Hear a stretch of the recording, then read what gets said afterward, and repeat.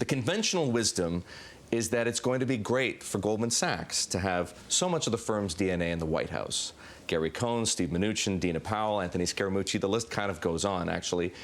Is that a safe bet that it's good for Goldman Sachs, or would you take the other side? Well, I think that it's terrific to have a bunch of pragmatic business people participating in the process in Washington, but all of those people are going to be very focused on their reputations and their business, and so we'll see how that all balances out. I'm not suggesting that they're going to favor Goldman Sachs, but I do wonder, and one does wonder naturally, whether all of those people who were schooled at the firm in the way that you are, and come to understand things through the lens of the firm, will do things that are not just good for Goldman Sachs, or will advocate for policies that are not just good for Goldman Sachs, but good for the industry from whence they came. Look, I think we've always talked about Goldman Sachs being very correlated as a business to growth, and growth is good for all of us. Growth is good for markets, growth is good for the economy, growth is good for our clients. Bad for bonds. Growth is good. Growth is good for all of us that are participating in the economy, and so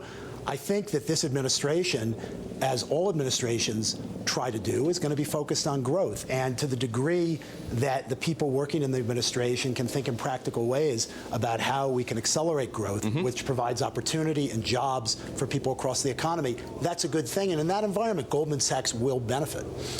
One of the things that the new president and his administration may do in an effort to accelerate growth is roll back some financial regulation. Give banks and firms like Goldman Sachs more flexibility to provide credit to sectors of the economy that may be starved for it today. If it were up to you, what would you like to see changed? Well, coming out of the financial crisis, there was a significant amount of regulation that went into place with respect to the financial services industry, and a lot of it was focused on safety and soundness, increasing capital, decreasing leverage. That was necessary and important.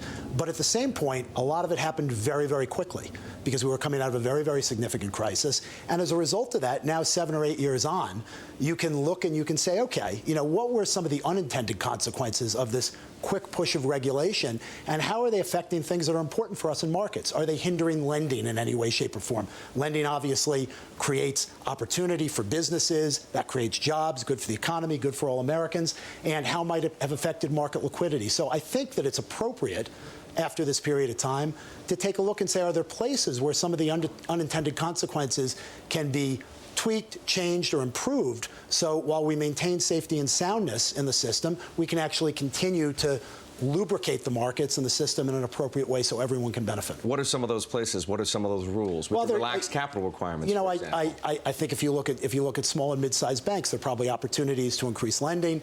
I think there have been some debates about market liquidity and whether or not market liquidity in any way has been hampered. I just think these are things that should be looked at, and I'm sure, to the degree that people are focused on our regulatory framework, there'll be a look at some of these things to see where there's improvement. Through history, that's been a natural part of the process. So I'm not surprised at this point that people are going back and taking another look. If the Volcker rule were rescinded tomorrow, what would Goldman go back to doing? Look, we're very good at adapting to whatever the rules in the regulatory environment are. This is true. To the degree that there was a change in the regulation in some way, we'd obviously adapt, so we'd be in position to serve our clients the best that we possibly could. But one has to ask, if the Volcker rule, which was put in place to prevent firms like yours from taking proprietary positions, is that what you would do if it no longer existed? We'd evaluate if the rule was changed. We'd evaluate how we'd operate with a focus on how we best serve our clients, Eric. That's the way we look at all these things.